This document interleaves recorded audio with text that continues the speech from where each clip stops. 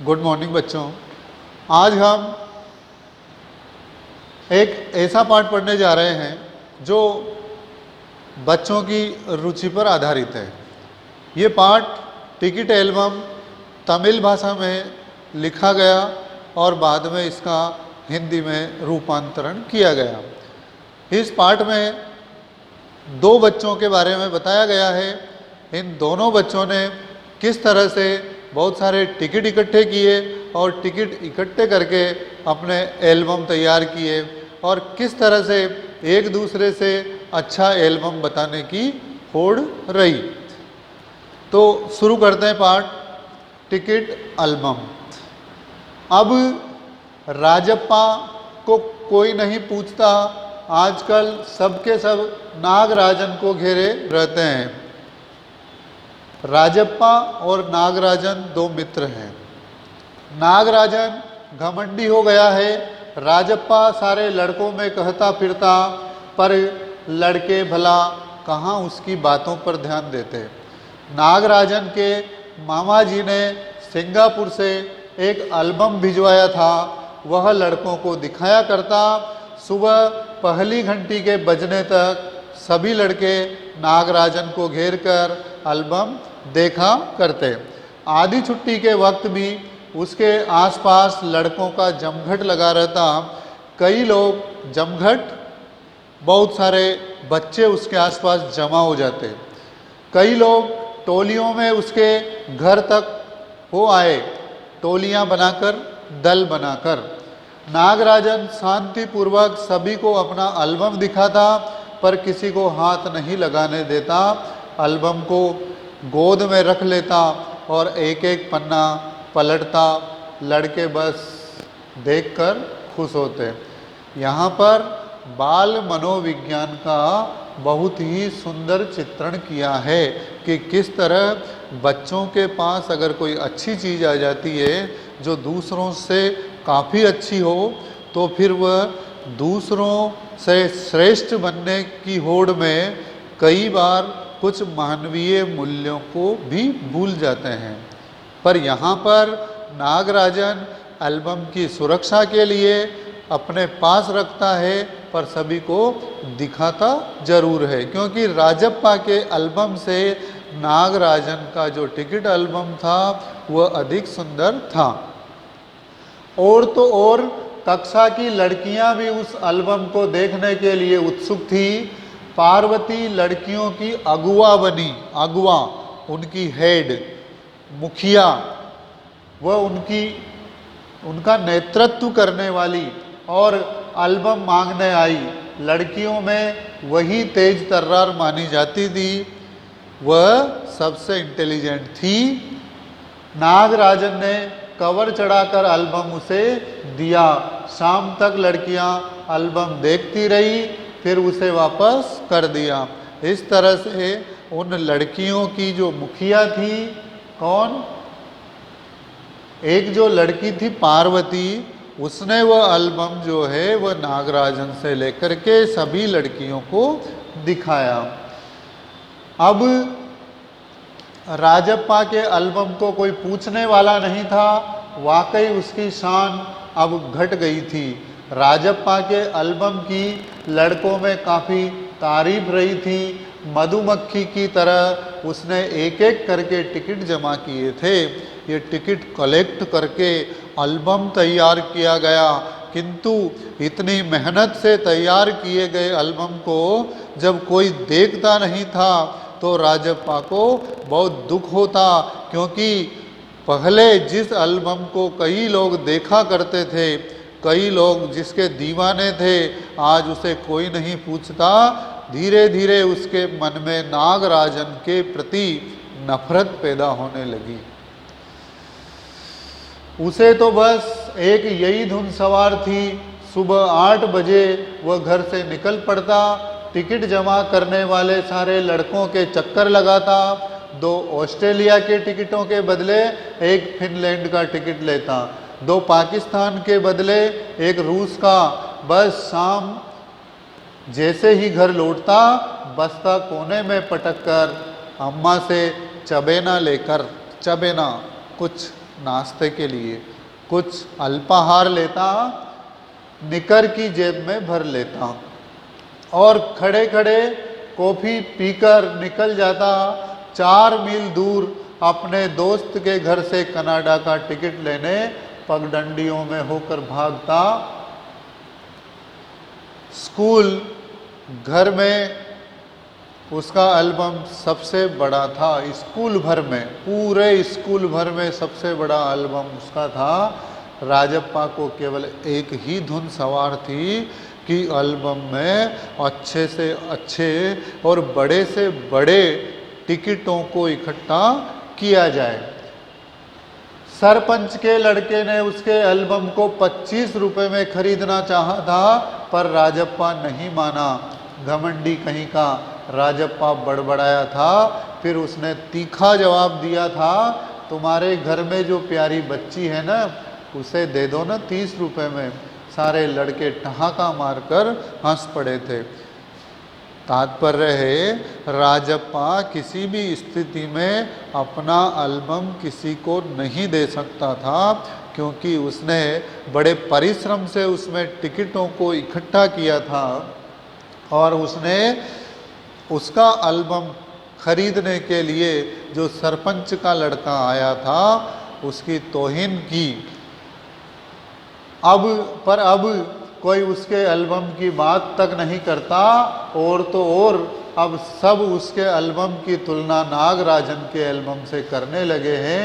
सब कहते हैं राजप्पा का एल्बम फिसड्डी है। बच्चों, यहाँ पर तुलनात्मक जो अध्ययन हुआ है दोनों एल्बम का, उससे एक दूसरे के मन में घृणा व्याप्त होती है। इसलिए हमें प्रत्येक वस्तु को उसके अलग अलग नज़रिए से देखना चाहिए।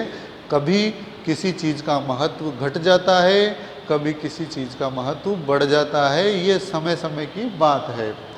फिसड्डी यानी कमज़ोर। पर राजप्पा ने नागराजन के एल्बम को देखने की इच्छा कभी नहीं प्रकट की। इसके पीछे नागराजन के प्रति ईर्ष्या का भाव था।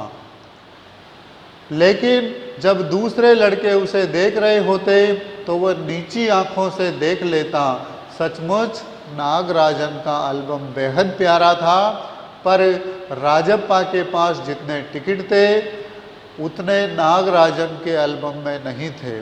पर खुद उसका एल्बम ही कितना प्यारा था, उसे छू लेना ही कोई बड़ी बात थी।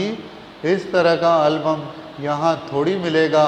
एल्बम के पहले पृष्ठ पर मोती जैसे अक्षरों में उसके मामा ने लिख भेजा था, A.M. नागराजन। इस एल्बम को चुराने वाला बेशर्म है। ऊपर लिखे नाम को कभी देखा है? यह एल्बम मेरा है। जब तक घास हरी है और कमल लाल है, सूरज जब तक पूर्व से उगे और पश्चिम में छिपे, उस अनंत काल तक के लिए ये एल्बम मेरा है और रहेगा। ये सारी की सारी जो भाषा है, ये सारे के सारे जो वाक्य हैं, ये सब उस एल्बम पर लिखे हुए थे।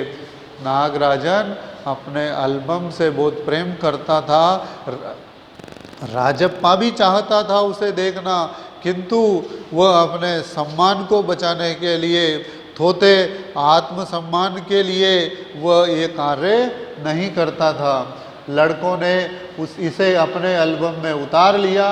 लड़कियों ने झट कॉपियों और किताबों में टीप लिया, अर्थात उसकी नकल कर ली, नोट डाउन कर लिया। तुम लोग ये नकल क्यों करते हो, नकलची कहीं के राजा। गुड मॉर्निंग बच्चों। हमने जो टिकट एल्बम पाठ पढ़ा था उसका पहला भाग हम लोग पढ़ चुके हैं। बढ़ते हैं आगे। थोड़ी सी मैं पहले वाली समरी आपको याद दिलाऊंगा। नागराजन और राजप्पा नाम के दो बच्चे जो अपने अपने एल्बम को श्रेष्ठ बताने की होड़ में हैं। नागराजन का एल्बम सीधा भिजवाया गया है, जबकि राजप्पा का एल्बम एक एक टिकट को इकट्ठा करके बनाया गया है। तो बढ़ते हैं आगे। यहाँ से स्टार्ट करेंगे। तुम लोग यह नकल क्यों करते हो, नकलची कहीं के, राजप्पा ने कहा।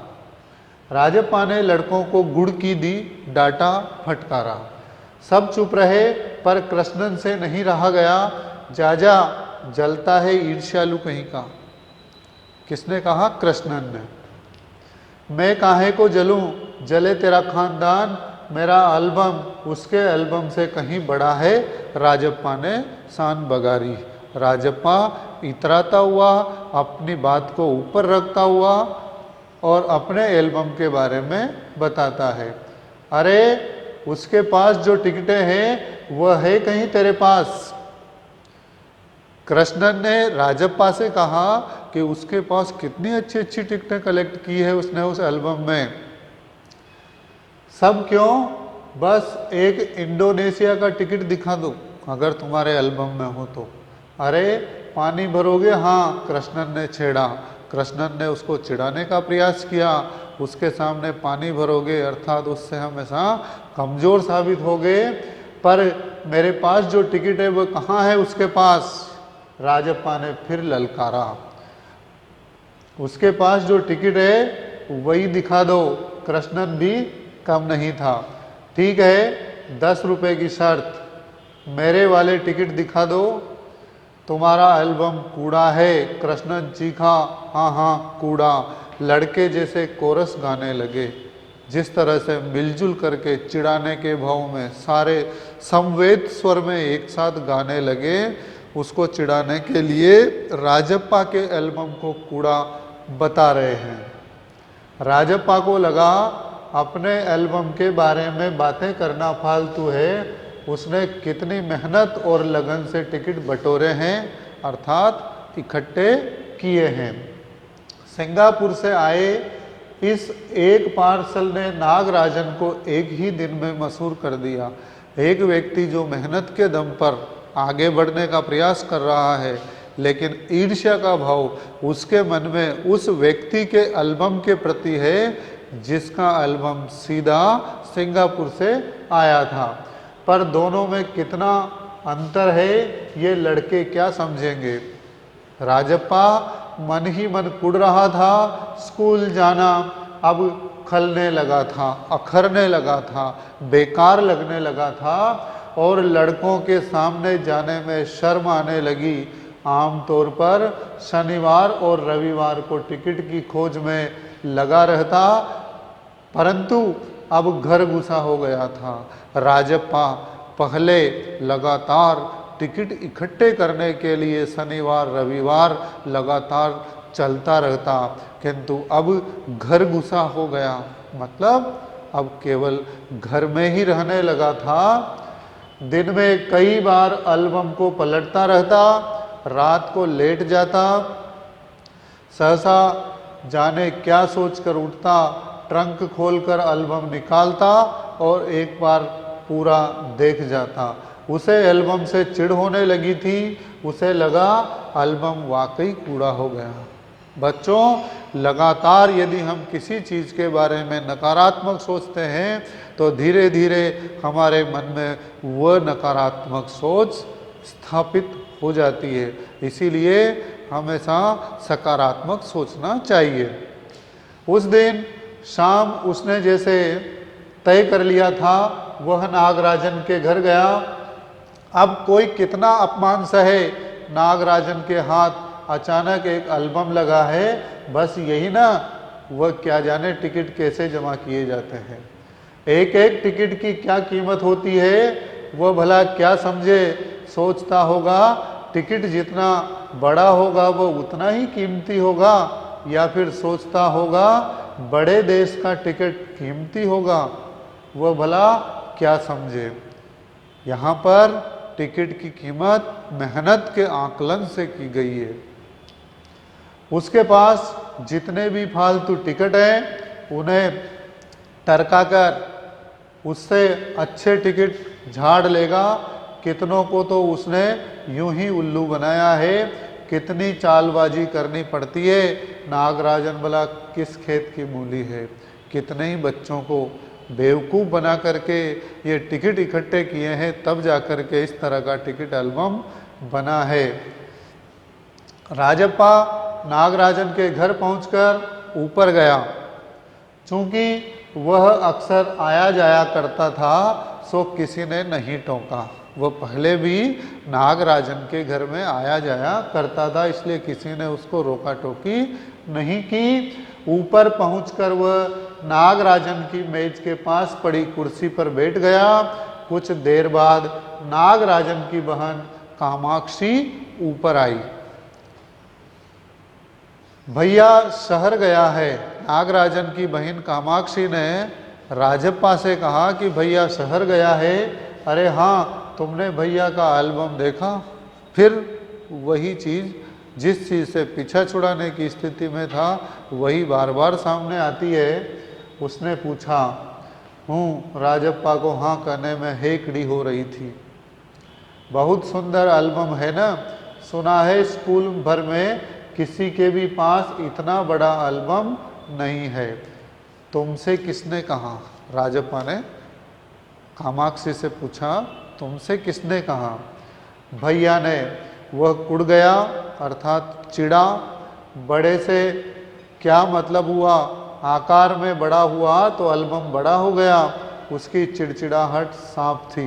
वह अपने एल्बम को कमतर और दूसरे के एल्बम को अच्छा किसी भी स्थिति में मानने को तैयार नहीं था। कामाक्षी कुछ देर तक वहीं रही, फिर नीचे चली गई। राजप्पा मेज पर बिखरी किताबों को टटोलने लगा। अचानक उसका हाथ दराज के ताले से टकरा गया। उसने ताले को खींचकर देखा, बंद था। क्यों न उसे खोलकर देख लिया जाए। मेज पर से उसने चाबी ढूंढ निकाली। सीढ़ियों के पास जाकर उसने एक बार झांक कर देखा, फिर जल्दी में दराज खोली। एल्बम ऊपर ही रखा हुआ था। पहला पृष्ठ खोला, उन वाक्यों को उसने दोबारा पढ़ा। उसका दिल तेजी से धड़कने लगा। एल्बम को झट कमीज के नीचे खोस लिया और दराज बंद कर दिया। सीढ़ियाँ उतरकर घर की ओर भागा। इस तरह से राजप्पा नागराजन का एल्बम ले जाता है। घर जाकर सीधा पुस्तक की अलमारी के पास गया और पीछे की ओर एल्बम छिपा दिया। उसने बाहर आकर झांका। पूरा शरीर जैसे जलने लगा था, गला सूख रहा था और चेहरा तमतमाने लगा था। क्यों? क्योंकि वो गलत कार्य कर रहा था। बच्चों, यदि किसी भी तरह का कोई गलत कार्य व्यक्ति करता है तो उसकी आत्मा में एक अलग ही तरह की आवाज़ आती है। उसके शारीरिक स्थिति इस तरह की हो जाती है। 8 बजे अप्पू आया, हाथ पांव हिलाकर उसने पूरी बात कह सुनाई। सुना तुमने, नागराजन का एल्बम खो गया।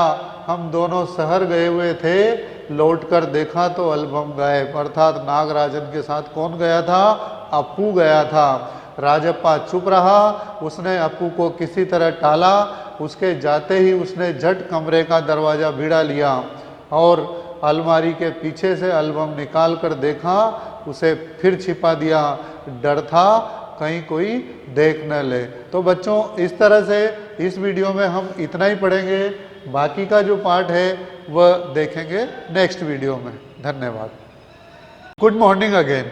बच्चों, टिकट एल्बम पार्ट का हमने अब तक जो भाग पढ़ा उसके अंतर्गत बताया गया कि किस तरह से राजप्पा और नागराजन के बीच अपने अपने एल्बम को श्रेष्ठ बताने की होड़ लगी हुई थी और उसी होड़ में राजप्पा नागराजन का एल्बम चुपके से उठा लाया। लेकिन जब भी कुछ इस तरह कोई भी व्यक्ति यदि कुछ गलत करता है तो उसकी अंतरात्मा में से एक आवाज़ आती है, उसके अंतर्मन में घबराहट होने लगती है। वही स्थिति राजप्पा की थी। रात में खाना नहीं खाया, पेट जैसे भरा हुआ था, सारा घर चिंतित हो गया, उसका चेहरा भयानक हो गया था। ये सब किस कारण हुआ? एल्बम को चोरी करके लाने के कारण। रात उसने सोने की कोशिश की पर नींद नहीं आई। एल्बम सिरहने तकिए के नीचे रखकर सो गया। सुबह अपू दोबारा आया। राजप्पा तब भी बिस्तर पर बैठा था। अपू सुबह नागराजन के घर होकर आया था। कल तुम उसके घर गए थे? अपू ने पूछा। राजप्पा की सांस जैसे ऊपर और नीचे की नीचे रह गई। फिर सिर हिला दिया। वह जिस तरह चाहे सोच ले। असमंजस में क्या कहना है क्या नहीं कहना है, इस तरह से सिर हिलाया। वह जो समझे वह समझ ले। कामाक्षी ने कहा था कि हमारे जाने के बाद खाली तुम वहां आए थे। अप्पू बोला। राजप्पा को समझते देर नहीं लगी कि अब सब उस पर शक करने लगे हैं। कल रात से नागराजन लगातार रोए जा रहा है। उसके पापा शायद पुलिस को खबर कर दें। अप्पू ने फिर कहा। राजप्पा फिर भी चुप रहा। उसके पापा डीएसपी के दफ्तर में ही तो काम करते हैं, बस वह पलक झपक दें और पुलिस की फौज हाजिर। अप्पू जैसे आग में घी डाल रहा था। बच्चों, आप ये ज के नीचे एक बिंदी देख रहे हो। हाजिर, हाजिर फ के नीचे भी बिंदी है। इस तरह की बिंदी को उर्दू में नुक्ता कहते हैं। ये उर्दू से लिया हुआ एक चिन्ह है जिसको नुक्ता कहा जाता है। अप्पू जैसे आग में घी डाल रहा था। आग में घी डालना अर्थात किसी भी चीज को और अधिक भड़काना। भला ये तो भला हुआ कि अप्पू का भाई उसे ढूंढता हुआ आ गया और अप्पू चलता बना। राजप्पा के पापा दफ्तर चले गए थे। बाहर का किवाड़ बंद था। राजप्पा अभी तक बिस्तर पर बैठा हुआ था। आधा घंटा गुजर गया और वह उसी तरह बैठा रहा। तभी बाहर की सांकल खटकी। पुलिस। राजप्पा बुदबुदाया। अंदर ही अंदर उसे महसूस हुआ कहीं पुलिस तो नहीं आ गई। भीतर सांकल लगी थी। दरवाजा खटकने की आवाज तेज हो गई। राजप्पा ने तकिए के नीचे से एल्बम उठाया और ऊपर भागा। अलमारी के पीछे छिपा दे। नहीं, पुलिस ने अगर तलाशी ली तो पकड़ा जाएगा। एल्बम को कमीज के नीचे छिपाकर वह नीचे आ गया। बाहर का दरवाजा अब भी बज रहा था। कौन है? अरे दरवाजा क्यों नहीं खोलता? अम्मा भीतर से चिल्लाई। थोड़ी देर और हुई तो अम्मा खुद ही उठकर चली आएंगी। इस तरह से राजप्पा सोचता है। इस तरह से अम्मा ने कहा दरवाजा खोलो, कौन है क्या है? राजप्पा पिछवाड़े की ओर भागा। जल्दी से बाथरूम में घुसकर दरवाजा बंद कर लिया। अम्मा ने अंगीठी पर गर्म पानी की देगची चढ़ा रखी थी। एक पात्र, एक भगोने नुमा पात्र, वो गर्म पानी की देगची चढ़ा रखी थी। उसने एल्बम को अंगीठी में डाल दिया। एल्बम जलने लगा। कितने प्यारे टिकट थे। राजप्पा की आंखों में आंसू आ गए। तभी अम्मा की आवाज आई, जल्दी से आ तो नहाकर, नागराजन तुझे ढूंढता हुआ आया है। राजप्पा ने निकर उतार दी और गीला तौलिया लपेटकर बाहर आ गया। कपड़े बदलकर वह ऊपर गया। नागराजन कुर्सी पर बैठा हुआ था। उसे देखते ही बोला, मेरा एल्बम खो गया है यार। उसका चेहरा उतरा हुआ था। काफी रोकर आया था शायद। कहाँ रखा था तुमने? राजप्पा ने पूछा। नागराजन ने फिर भी बहुत विनम्रता के साथ में, एक सहानुभूति जो राजप्पा को नागराजन के प्रति होनी थी, उस तरह के भाव से वो बोलता है, शायद दराज में शहर से लौटा तो गायब। नागराजन की आंखों में आंसू आ गए। राजप्पा से चेहरा बचाकर उसने आंखें पोंछ ली। रो मत यार, राजप्पा ने उसे पुचकारा। वह फपक फपक कर रो दिया। राजप्पा झट नीचे उतर कर गया 1 मिनट में वह ऊपर नागराजन के सामने था, उसके हाथ में उसका अपना एल्बम था। लो ये रहा मेरा एल्बम, अब इसे तुम रख लो। ऐसे क्यों देख रहे हो, मजाक नहीं कर रहा, सच कहता हूँ, इसे अब तुम रख लो। बहला रहे हो यार, नागराजन ने कहा। नागराजन को जैसे यकीन नहीं आया। उसके पीछे कारण ये था कि राजप्पा जिसने आज तक अपना एल्बम किसी को नहीं दिया, वो मुझे कैसे दे सकता है। नहीं यार, सचमुच तुमको दे रहा हूँ, रख लो। राजप्पा भला अपना एल्बम उसे दे दे, कैसा चमत्कार है। नागराजन को अब भी यकीन नहीं आ रहा था, पर राजप्पा अपनी बात बार बार दोहरा रहा था। उसका गला भर आया था। गला भर आना, रोने जैसे भाव जब होते हैं तो अंतर मन से रुलाई फूट पड़ती है, गला रुंध जाता है। ठीक है, मैं इसे रख लेता हूँ, पर तुम क्या करोगे, मुझे नहीं चाहिए। क्यों, तुम्हें एक भी टिकट नहीं चाहिए। राजप्पा कहता है नहीं, पर तुम कैसे रहोगे बगैर किसी टिकट के। रोता क्यों है यार, ले इस एल्बम को तू ही रख ले, इतनी मेहनत की है तूने। नागराजन बोला नहीं, तुम रख लो, लेकर चले जाओ, जाओ चले जाओ यहाँ से। वह चीखा और फूट फूट कर रो दिया, क्योंकि राजप्पा की भी बहुत मेहनत उस एल्बम में लगी थी। नागराजन की समझ में कुछ नहीं आया। वह एल्बम लेकर नीचे उतर गया। कमीज से आंखें पोंछता हुआ राजप्पा भी नीचे उतर आया। दोनों साथ साथ दरवाजे तक आए। बहुत बहुत धन्यवाद, मैं घर चलूं। नागराजन सीढ़ियां उतरने लगा। सुनो राजू, राजप्पा ने पुकारा। नागराजन ने उसे पलटकर देखा। एल्बम दे दो, मैं आज रात जी भरकर इसे देखना चाहता हूँ, कल सुबह तुम्हें दे जाऊंगा। ठीक है। नागराजन ने उसे एल्बम लौटा दी और चला गया। राजप्पा ऊपर आया, उसने दरवाजा बंद कर लिया और एल्बम को छाती से लगाकर फूट फूट कर रो दिया। इस तरह से सुंदरा रामस्वामी ने इसको लिखा और तमिल से हिंदी में अनुवाद किया सुमति अय्यर ने। बच्चों, इस तरह से इस पाठ से संबंधित प्रश्न यहाँ पर दिए जा रहे हैं, जिनकी पीडीएफ आपको इस पाठ को पढ़ाने के बाद भेज दी जाएगी। तो आपने देखा कि किस तरह से दो दोस्तों के बीच में एक प्रतिस्पर्धात्मक स्थितियां पैदा होती है, लेकिन अंत में दोनों पिघल जाते हैं, दोनों के अंतर्मन भावुकता की स्थिति में आ जाते हैं। और इसी के साथ ये पाठ समाप्त होता है। दोनों अपने अपने स्थान पर सही भी थे, और कहीं ना कहीं उनके अंतर्मन में आए विकार के कारण, राजप्पा के अंतर्मन में जो विकार आया उसके कारण उसने गलत कार्य किया, लेकिन उसका प्रायश्चित उसने अपने एल्बम की बलि देकर के की। तो इस तरह से ये पाठ समाप्त होता है। धन्यवाद।